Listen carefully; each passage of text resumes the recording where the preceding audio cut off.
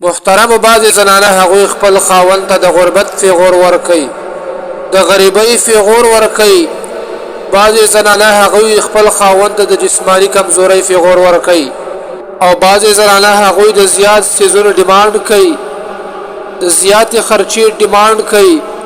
ها کچرته ستا ضرورت وي هغه ورته ویلی شي، خو داسې نه چې ستا په یو جوړه باندې کار کیږي او د خاوند نه 15 جوړې غواړي، یا دې په 500 روپو باندې کار کیږي او ته د خاوند نه 1500 روپۍ غواړي. دا بیا ښه خبره نه ده.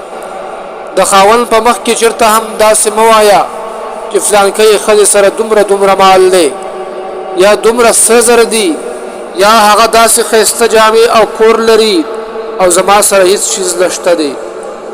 نو خبردار داسې خبرې کول دا د بېوقوفه زنانو نشاني ده.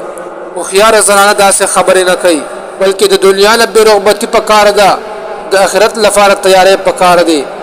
د دنیا بس څه جامې وي، د دنیا بس څه سره زر وي، او د دنیا بس څه کور وي. که موږ او تاسو د صحابیاتو زندګۍ ته وګورو نو د هغوی په شان د سادګي خپل کو.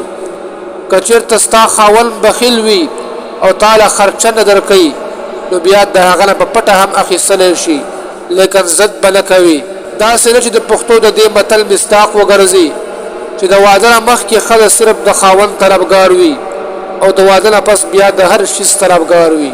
د رسول الله صلی الله علیه وسلم د لور فاطمه رضی الله عنها د مخ رنګ زیړ شوی و.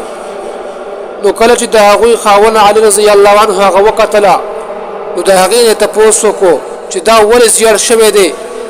نو فاطمه رضی الله عنها ورته وویل چې درېیمه ورځ ده چې کور کې څه نشته دی چې زه یې وخورم. نو علي رضی الله عنه ورته وویل چې تا ما ته ولې نه ویلي. نو فاطمه رضی الله عنها ورته وویل چې زما پلار یعنی رسول الله صلی الله علیه وسلم ما ته وصیت کړی و چې علي رضی الله عنه درله څه راوړي نو هغه خوره، او چې څه رانه وړي نو بیا یې غواړه تیمو. نو زما عزتمندو خویندو په دې خبره لږ سوچ وکئ چې د پیغمبر صلی الله علیه وسلم د لوریانو دا حالت دی، نو آیا تاسو د هغې نه ښیئ؟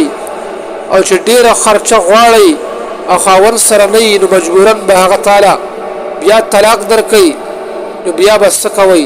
اسماعیل علیه السلام ښځې چې کله د غریبۍ شکایت وکړو نو ابراهیم علیه السلام اسماعیل علیه السلام ته وویل چې ښځې له طلاق ورکړه. د رسول الله صلی الله علیه وسلم نه بعضې بیبیانو د زیاتې خرچې مطالبه کوله. رسول الله صلی الله علیه وسلم یو میاشت د هغوی سره خبرې نه وې کړي. عایشه رضی الله عنها فرمایي چې کله کله به یو میاشت زموږ کور کې اور نه بلیدو. وجه څه محترمه وجه غربت و، بلکې کجوري او اوبه به یې استعمالولې. عزتمندو خویندو لږ سوچ پکار دی چې پیغمبر علیه السلام د کور دا حالت دی. زموږ په کورونو کې خو الحمدلله 3 او 4 وخت روټۍ پخېږي او بیا هم موږ د الله جل شانه شکر نه وباسو.